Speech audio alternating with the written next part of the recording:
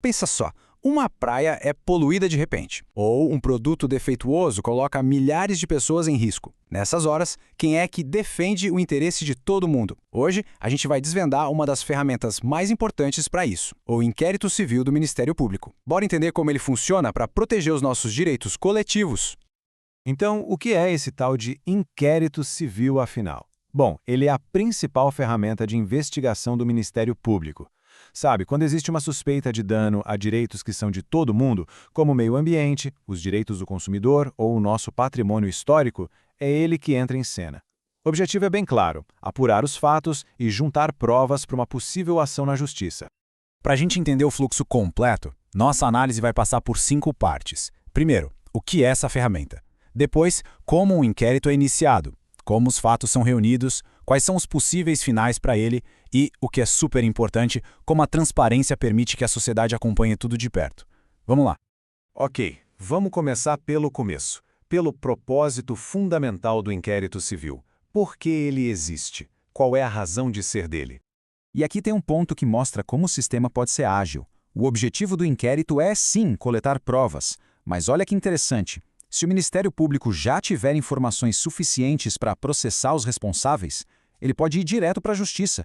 Ou seja, o inquérito é uma ferramenta estratégica e não um passo burocrático que tem que ser cumprido sempre. Certo. Agora que a gente já entendeu o porquê, vamos ver o como.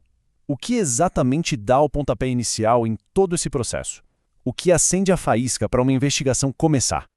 A resposta para essa pergunta revela uma coisa bem legal sobre o sistema. Ele foi desenhado tanto para ser acessível para qualquer pessoa, quanto para ser proativo na defesa dos interesses de todo mundo.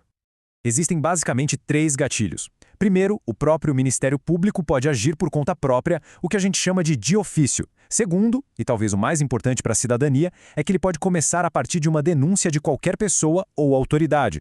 E por último, a investigação também pode ser determinada por um órgão superior. E o mais interessante aqui é que a porta de entrada para uma investigação é bem ampla.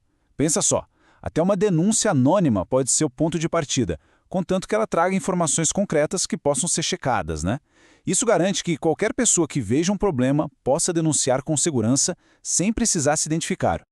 E antes de mobilizar toda a estrutura de um inquérito, existe um passo intermediário bem inteligente: o procedimento preparatório.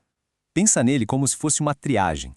Em até 90 dias, o Ministério Público faz uma apuração preliminar para ver se aquela denúncia tem fundamento, se aquela fumaça realmente indica um incêndio, justificando o inquérito civil completo.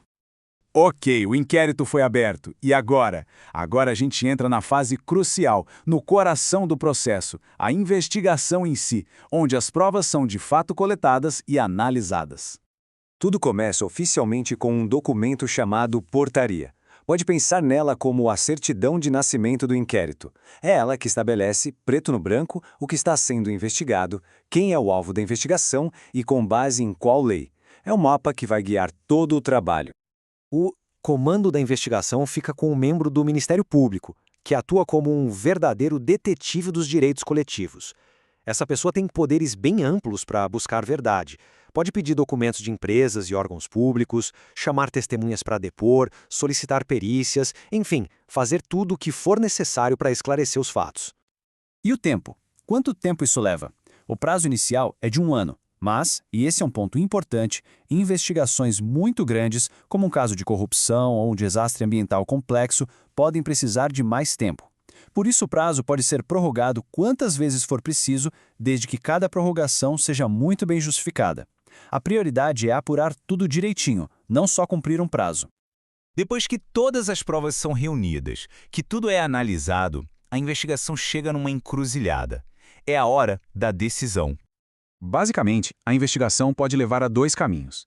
Se as provas não confirmarem a irregularidade, o investigador promove o arquivamento do caso. Simples assim. Agora, se as evidências de dano forem fortes, todo aquele material coletado vira base para uma ação civil pública e aí a disputa vai para os tribunais. Essa é uma pergunta excelente. E se alguém achar que um caso foi arquivado cedo demais, que foi engavetado, o sistema tem um mecanismo de controle justamente para isso. A decisão de arquivar nunca é solitária, sabe? Ela precisa, obrigatoriamente, ser revisada por um órgão superior dentro do Ministério Público. Esse conselho funciona como uma segunda opinião qualificada. Ele pode tanto concordar com o arquivamento, quanto, se discordar, determinar que a investigação continue ou até passar o caso para outra pessoa. E para fechar, vamos falar sobre um dos pilares de todo esse processo: a transparência. Como a sociedade pode fiscalizar o trabalho do Ministério Público? A regra fundamental é bem clara e direta, o princípio da publicidade. O que isso quer dizer? Que, por padrão, tudo o que acontece dentro de um inquérito civil deve ser aberto e acessível ao público. Não é para ser um segredo guardado nos arquivos do Ministério Público. E essa transparência não é só da boca para fora, ela acontece de formas bem práticas. As decisões importantes são publicadas oficialmente, documentos-chave ficam disponíveis para consulta online e qualquer pessoa, qualquer jornalista pode pedir cópias do processo. É um sistema desenhado para ser acompanhado de perto. Claro, existem exceções. Em alguns casos, para não atrapalhar a investigação, o sigilo pode ser decretado. Mas, e este é o ponto-chave, o sigilo é a exceção, não a regra, e ele precisa ser sempre uma decisão muito bem justificada e temporária. O padrão é a transparência. Isso tudo nos leva à reflexão final. O inquérito civil não é só um procedimento burocrático. Ele é uma ferramenta poderosa para o exercício da cidadania. Ao entender como ele funciona e ao usar esses mecanismos de transparência, a sociedade pode não só fiscalizar, mas participar ativamente da proteção dos seus próprios direitos. A pergunta que fica é: como esse conhecimento todo pode ser usado para fortalecer as comunidades? A resposta começa com a informação que a gente tem agora em mãos.